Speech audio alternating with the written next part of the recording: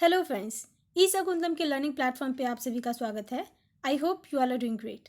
आज के इस वीडियो में हम जानने का प्रयास करेंगे कि the quota within quota का ये पूरा का पूरा डिबेट क्या है। तो चलिए शुरुआत करते हैं।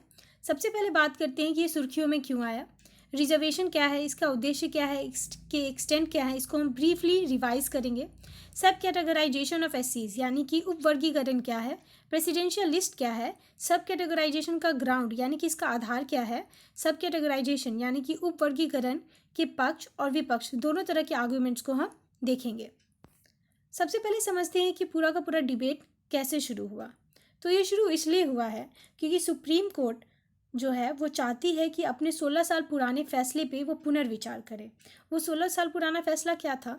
तो 2005 में एक केस था जिसमें सुप्रीम कोर्ट ने रूलिंग दी थी 5 जज बेंच के द्वारा कि कोई भी स्टेट गवर्नमेंट यानी कि राज्य सरकार के पास पावर नहीं है कि वो सब कैटेगरी ऑफ एससीज को बना सके रिजर्वेशन के लिए, यानी कि उपवर्गीकरण वर्ग के अंदर ही उपवर्ग का निर्माण कर सके आरक्षण के लिए। ये उनकी 2005 की रूलिंग थी।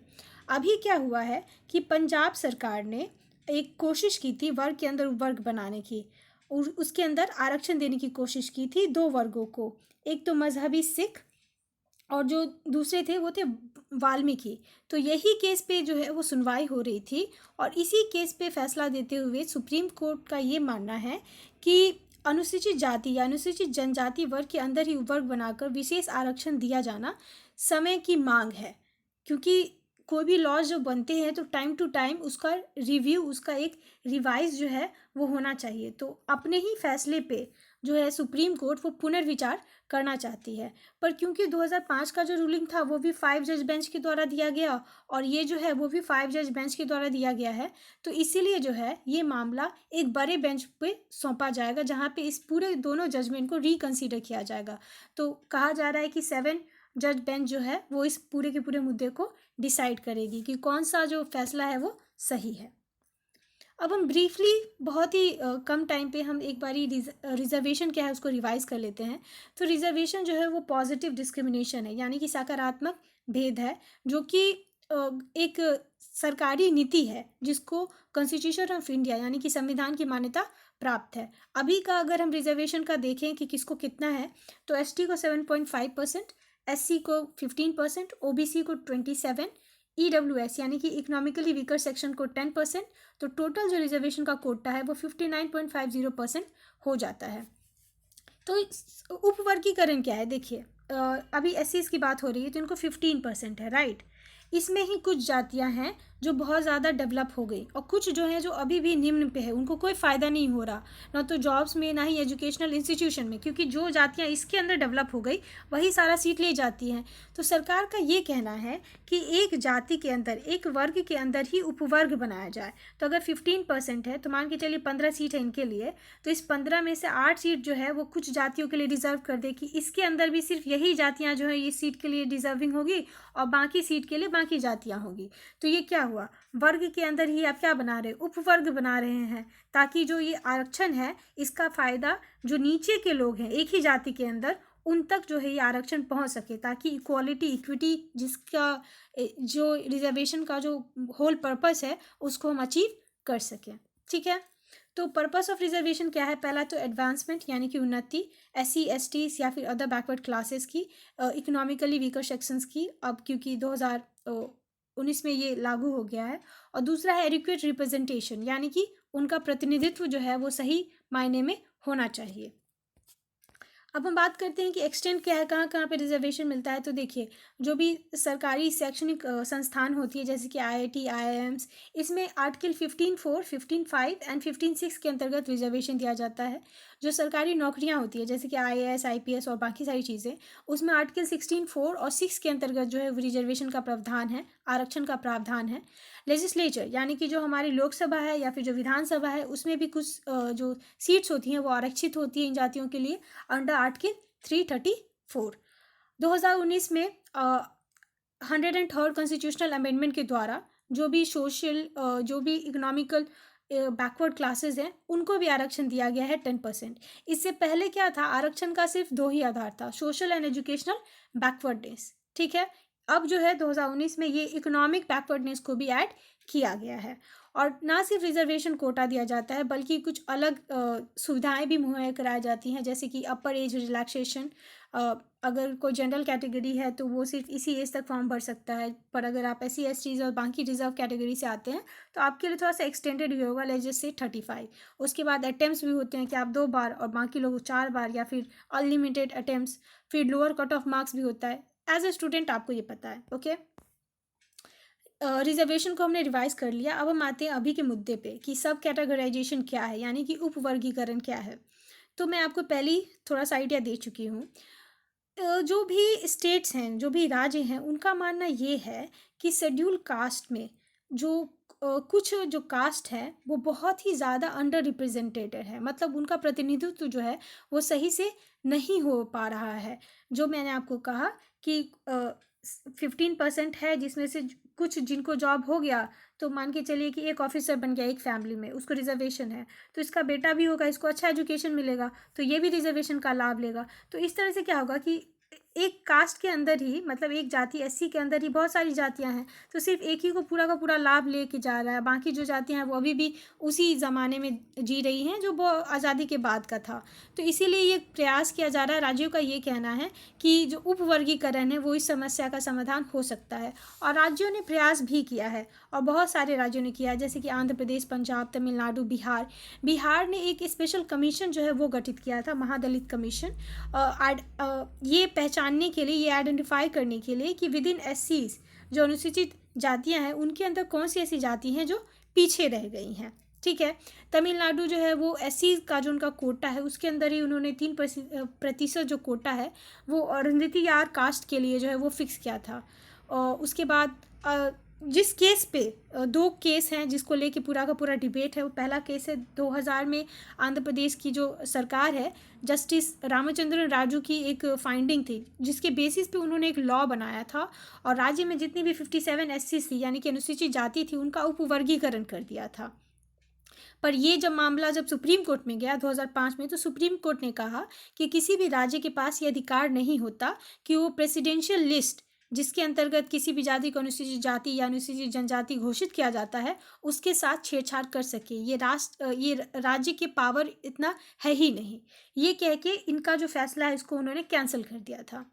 अब आते हैं पंजाब के बारे में। तो इसी तरह का जो पंजाब सरकार है वो भी मजहबी सिख और वाल्मीकि को मतलब जो वर्ग है उसी के अंदर उपवर्ग बना के इनको रिजर्वेशन देना चाहती थी।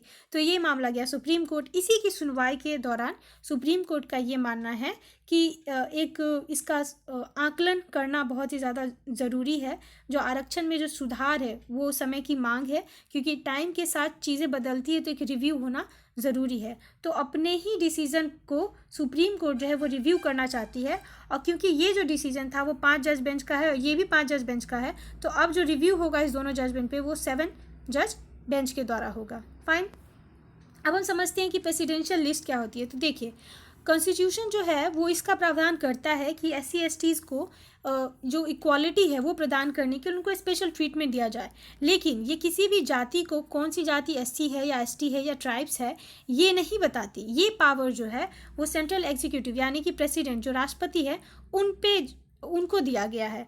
तो अंडर आर्टिकल 341 कोई भी जाति जो प्रेसिडेंट के द्वारा नोटिफाई कर दी जाती है कि ये SC या ST है वो ST या ST जाति कहलाएगी। और ज़रूरी नहीं है कि कोई जाति किसी एक स्टेट में SC है तो वो दूसरे स्टेट में भी SC होगी, हो सकता है वो वहाँ OBC हो। ठीक है, तो ये स्टेट टू स्टेट, राज्य से राज्य में इसका जो है वो वैरी करता है, वो अंतर आता है। अभी अगर हम ministry of social justice and empowerment की एनुअल रिपोर्ट के बारे में बात करें तो 2018 से 19 के बीच में पूरे के पूरे देश में 1263 SCs यानी कि अनुसूचित जातियाँ थीं, और कुछ ऐसी जगह है जहाँ पे अनुसूचित जातियाँ है ही नहीं, जैसे कि अरुणाचल प्रदेश, नागालैंड, अंडमान एंड निकोबार एंड लक्षद्वीप। मैंने आपको केसेस बताएं कि 2005 का जो जजमेंट था EV Chinnaiah versus state of Andhra Pradesh and others में सुप्रीम कोर्ट ने ये माना था कि ये जो पावर है किसी भी जाति को अनुसूचित जाति या अनुसूचित जनजाति घोषित करने का, किसी भी जाति को इसमें शामिल करने का या फिर इससे बाहर निकालने का, इंक्लूजन एक्सक्लूजन, ये जो पावर है ये प्रेसिडेंट का है। यहाँ पे स्टेट लेजिस्लेचर के पास इतना अधिकार नहीं है कि इससे रिलेटेड वो लॉ बना सके। तो स्टेट लेजिस्लेचर का ये काउंटर आर्ग्यूमेंट था, उनका ये कहना था क्योंकि एजुकेशन जो है वो स्टेट सब्जेक्ट है, मतलब कंकरेंट लिस्ट में आता है, स्टेट जो है इस पे लॉ बना सकती है, तो ये उनका अधिकार है कि वो इस पे लॉ बना सकती है। पर कोर्ट ने इस आर्ग्यूमेंट को क्या किया था, रिजेक्ट कर दिया था। तो हमारा जो कॉन्स्टिट्यूशन है किसी भी अनुसूचित जाति या जनजाति को एक सिंगल होमोजेनियस ग्रुप यानी कि एक ही समूह में मानती है, ये उपवर्गीकरण नहीं देखती। ठीक है, अब हम समझने का प्रयास करते हैं कि अगर सुप्रीम अगर जो शेड्यूल कास्ट है वो एक ही ग्रुप है, तो ऐसा कौन सा आधार है जिस पे हम इसका उपवर्गीकरण करना चाहते हैं, ऐसे कौन सी रीज़न है जिस वजह से ये सोचा जा रहा है कि हम इसका उपवर्गीकरण करें। तो देखिए, सबसे पहले अगर किसी भी अनुसूचित जाति या जनजाति को स्पेशल प्रोटेक्शन यानी कि उनको जो स्पेशल ट्रीटमेंट दिया गया है वो इसीलिए दिया गया है क्योंकि उनके साथ ऐतिहासिक भेदभाव हुआ है, उनके साथ जो अस्पृश्यता है, अनटचेबिलिटी हुई है। तो जो सोशल जस्टिस जो होता है, सोशल इक्वालिटी, सोशल इक्विटी, इस सब को अचीव करने के लिए उनको एजुकेशन, उनको जो इकोनॉमिक यानी कि जॉब्स है, लेजिस्लेचर, ताकि उनका इक्वल रिप्रेजेंटेशन हो सके, यहाँ पे उनको रिजर्वेशन दिया गया। ये इनका मेन ऑब्जेक्टिव था। मैंने आपको कहा रिजर्वेशन का दो objective, advancement and adequate representation, यही था।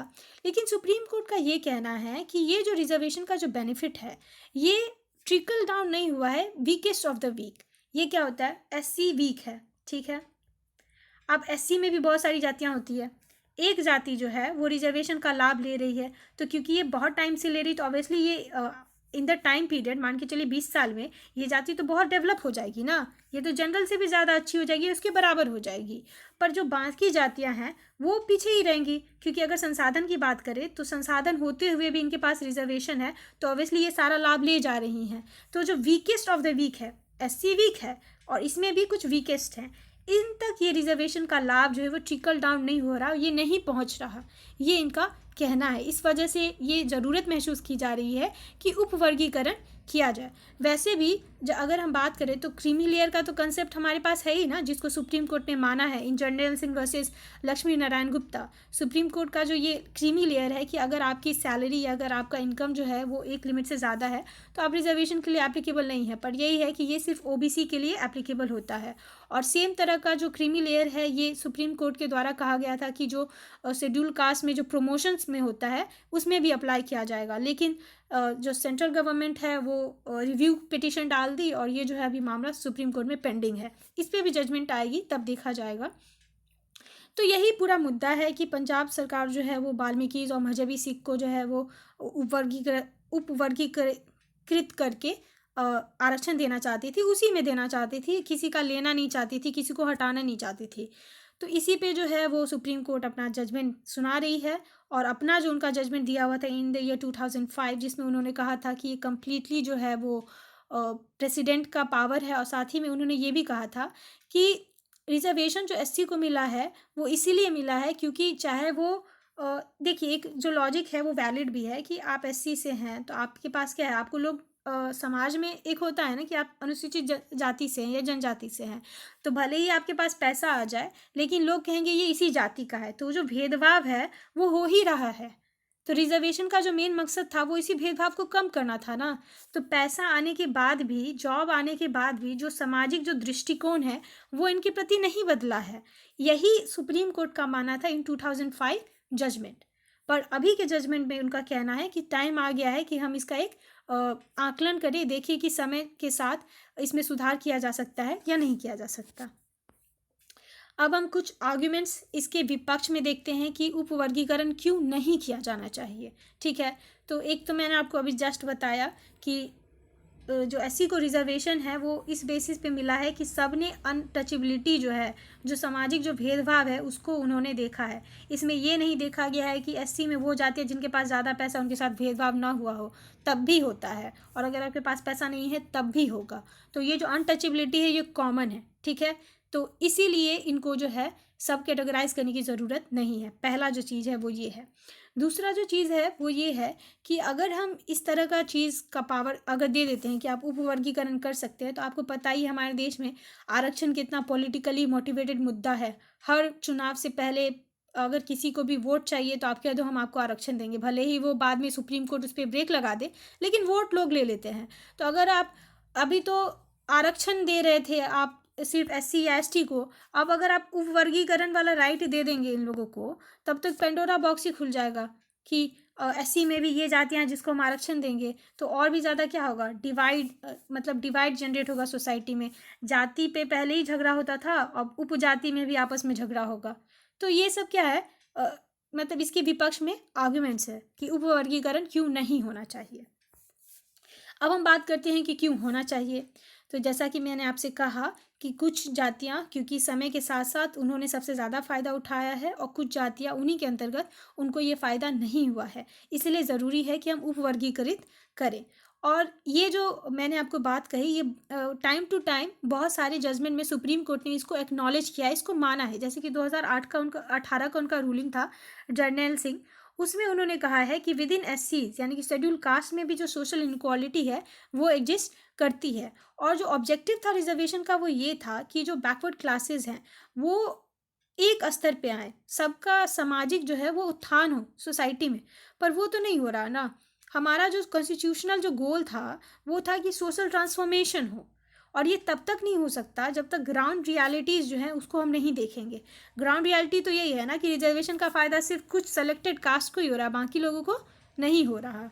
और एक और चीज़ जो सुप्रीम कोर्ट का कहना है वो ये कि सुप्रीम कोर्ट ने 2005 के जजमेंट में स्टेट को क्या कहा कि आप प्रेसिडेंशियल राइट के साथ खेल नहीं सकते, क्योंकि ये प्रेसिडेंट का पावर है क्योंकि इस कास्ट को नोटिफाई करता है। पर देखिए यहाँ पे तो स्टेट गवर्नमेंट किसी कास्ट को नोटिफाई कर ही नहीं रही है ना। वो तो नहीं कह रही कि तुम SC से तुमको हम OBC कर देंगे या OBC से तुमको ST कर देंगे। वो तो जो SC है उसी के अंदर उपजाति बना रही है, वो किसी को अंदर या बाहर नहीं कर रही। तो ये प्रेसिडेंट के पावर के साथ तो इनका कुछ है ही नहीं, ठीक है। तो आर्टिकल 341 का जो है ये तो वायलेशन हो ही नहीं रहा है, और ना ही ये किसी और का रिजर्वेशन लेके किसी और को दे रही है।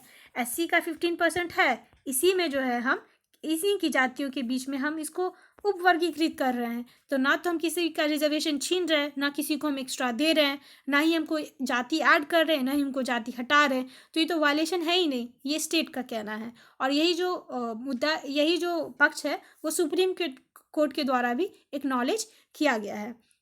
साथ ही साथ सुप्रीम कोर्ट का ये भी कहना है कि, और स्टेट का भी ये कहना है कि जो राइट टू इक्वालिटी है इसको ये वायलेट नहीं करते, क्योंकि किसी और से लेके किसी को दे तो नहीं रहे ना।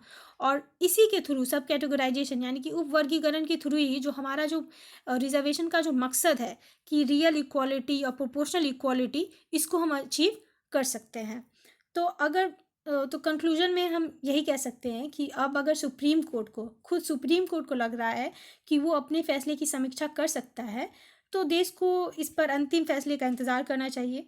सुप्रीम कोर्ट द्वारा पुनर्विचार आरक्षण सुधार की जो दिशा में ये एक महत्वपूर्ण कदम होगा, जिसकी ज़रूरत जो है कम से कम 2 दशकों से महसूस की जा रही थी। एंड एनीवे कोई भी जो लॉ होता है उसका टाइम टू टाइम रिव्यू होना बहुत ही ज़रूरी है। तो guys, this is news in transformation. अगर इससे रिलेटेड कुछ भी आए तो आप प्लीज़ अपने नोट्स में ऐड ऑन कर लें। And this was end of this video. I hope you find this video informative. Please video को लाइक करें, इससे हमें इंकरेजमेंट मिलती है। चैनल को सब्सक्राइब करें, ज़्यादा से ज़्यादा शेयर करें। Thank you friends, happy learning.